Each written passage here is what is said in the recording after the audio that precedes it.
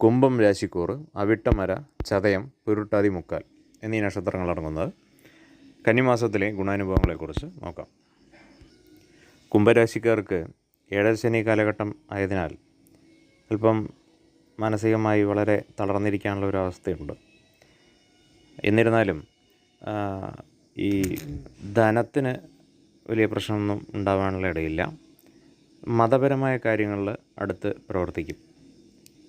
അതുപോലെ കുടുംബത്തിൻ്റെ ഉള്ളിൽ നല്ല സൗഖ്യം,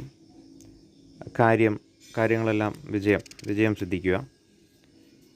പുത്രനെ കൊണ്ടോ അല്ലെങ്കിൽ പുത്രിയെ കൊണ്ടോ ഗുണാനുഭവം, അവർ വല്ല ജോലി കിട്ടിയ കാരണത്താൽ അകന്ന് കഴിയേണ്ടതായിട്ടുള്ള ഒരവസ്ഥയുണ്ടെങ്കിൽ തന്നെ അവർ മുഖേന ഉണ്ടാകാവുന്ന ധനലാഭം, വസ്ത്രലാഭം, അങ്ങനെയുള്ള നല്ല സാമർഥ്യം, മനസുഖം എന്നീ കാര്യങ്ങളെല്ലാം ഉണ്ടാവുമെങ്കിലും അല്പം സന്താനങ്ങളെക്കുറിച്ച് ഓർത്ത് ദുഃഖം ഉണ്ടാകുന്നൊരവസ്ഥയും, തൻ്റെ രോഗാവസ്ഥ മൂർച്ഛിച്ചുകൊണ്ടുണ്ടാകാവുന്നതോ അല്ലെങ്കിൽ മക്കൾക്കാർക്കെങ്കിലും ഉണ്ടാകാവുന്ന രോഗമോ ഓർത്തുകൊണ്ടുള്ള ഒരു വ്യഥ മനസ്സിനുണ്ടാവാം.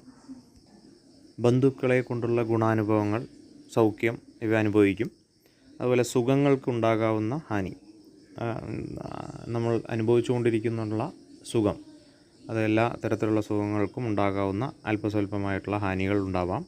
ഏഴരശനിയുടെ അല്പം ബുദ്ധിമുട്ടുകൾ, ധനത്തിനുണ്ടാകാവുന്ന നാശം, ചെലവ്, അനാവശ്യപരമായിട്ടുള്ള ചിലവുകൾ, വിചാരിക്കാത്ത ചിലവുകൾ, പിന്നെ അതുപോലെ ഉപദ്രവങ്ങൾ, ധാരാളം അവസ്ഥ, ഈ ഉദരസംബന്ധമായിട്ടുള്ള വ്യാധികൾ, പിന്നെ അതുപോലെ ഇടുപ്പിന് താഴെയുള്ള ഭാഗത്തുണ്ടാകാവുന്ന രോഗങ്ങൾ, അങ്ങനെയുള്ള എന്തെങ്കിലും കാര്യത്താൽ ഉണ്ടാകാവുന്ന വ്യതകൾ, അല്ലെങ്കിൽ ധനത്തിനുണ്ടാകാവുന്ന നാശം, അല്ലെങ്കിൽ ചെലവുകൾ, ഇങ്ങനെയുള്ള ശാരീരികമായിട്ടുള്ള കാര്യങ്ങൾക്ക് വേണ്ടിയിട്ടോ, അതുപോലെ അഗ്നിയാൽ ഉണ്ടാകാവുന്ന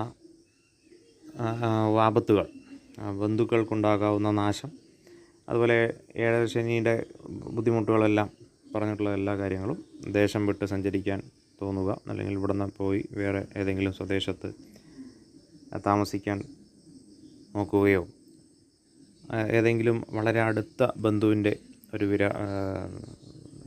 വേർപാട്, അല്ലെങ്കിൽ അവർ വിട്ടുപോവുക, അതുപോലെ ധനത്തിനുണ്ടാകാവുന്ന നാശം, വീട് വിട്ടുപോവുക, വിവാഹം നടക്കാനുള്ള സമയമാണ്, വീട് വയ്ക്കുവാനുള്ള സമയമാണ്, കേസ് വഴക്കുകൾ ഉണ്ടാകാം, കുടുംബാംഗങ്ങളുമായി ചിലപ്പോൾ ശത്രുത ഉണ്ടാകാം, രോഗദുരിതം ആണ് വല്ലാതെ അലട്ടുന്നത് എന്നുള്ള അവസ്ഥ ഉണ്ടാവാം.